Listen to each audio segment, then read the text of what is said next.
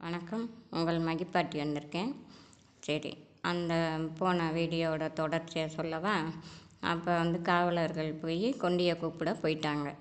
போயிட்டோன்னே அவங்க அழுதுகிட்டு படுத்திருக்கையில் இவங்க காவலரை பார்த்து என்ன அப்படின்னு கேட்கல, உங்களை சிவனே கோயிலுக்கு கூப்பிட்டாரு, நம்ம ஊர் ஆழித்தேர் நகலவே மாட்டேங்குது அப்படின்னு சொல்லி சிவன் உங்களை வர சொன்னார் அப்படின்னோன்னே, சிவனே என்னை வர சொன்னாரா, சிவனே என்னை வர சொன்னாரா அப்படின்னு அவங்களுக்கு ஆனந்தம் தாங்க முடியாது.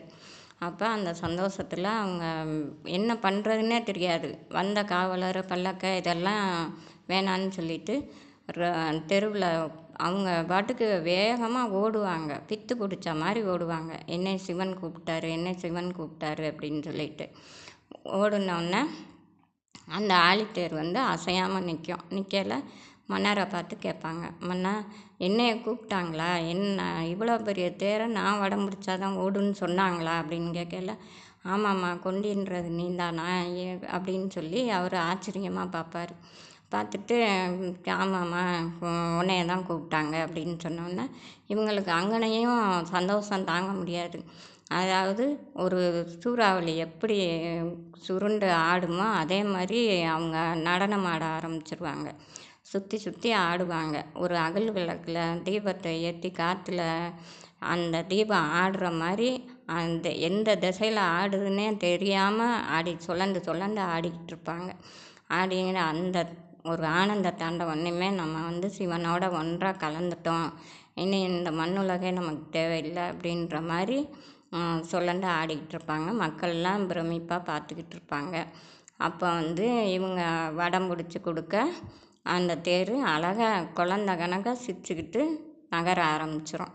அவங்க ஆடும்போதே அந்த அலங்கார பொருள்லாம் காற்றுக்கு அசைய ஆரம்பித்தோன்னா மன்னருக்குன்னா ஆச்சரியம் தாங்க முடியாது.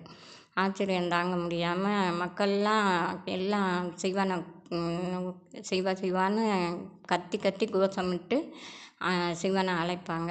அப்போ இவங்களும் வடம் பிடிச்சி கொடுப்பாங்க, தேர் ஓட ஆரம்பிச்சிடும். அப்போ வெள்ளைக்கொடி காட்டுவாங்கள்ல, அது மன்னர் கையில் இருந்து வாங்கி இவங்க காட்டிட்டு அப்போ மன்னர்கிட்ட சொல்லுவாங்க, நானும் இந்த தேரில் சாமியோட பவனி வருவேன், வந்ததுக்கப்புறம் நீங்கள் நான் தேரில் ஏறின என்னோடய கால் மண்ணில் படாது இனிமேல், அதனால் நான் தேர் சுற்றி நிலையில் நிற்கும்போது என் உயிர் பிரிஞ்சிடும்.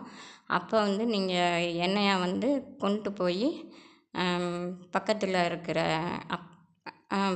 இருக்கிற காவேரி கரையில் என்னைய தகனம் பண்ணணும் அப்படின்னு சொல்லுவாங்க. சொல்லிவிட்டு தேரில் ஏறுவாங்க. அடுத்த வீடியோவில் அவங்க கொண்டினா யாருன்றதை நான் சொல்கிறேன். சரியா? சரி, இன்னைக்கு போயிட்டு நாளைக்கு வரேன். உங்கள் மகிப்பாட்டி.